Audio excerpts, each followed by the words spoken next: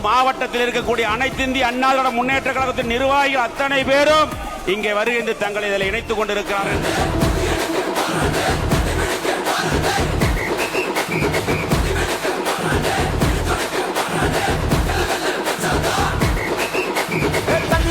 படிச்சு வரான் விசில் ஒண்ணு அடிச்சு வரான் தடைய வச்சா உடச்சு வரான் தளபதி.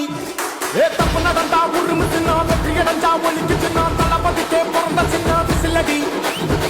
பணத்தை சேர்க்கும் இந்த அரசுகளை தேடி சனத்தை காக்குவது. நம்முடைய முதலமைச்சர் புரட்சி தளபதி அவர்கள் ஓரிரு வாரங்களிலே கரூர் வர இருக்கின்றார்.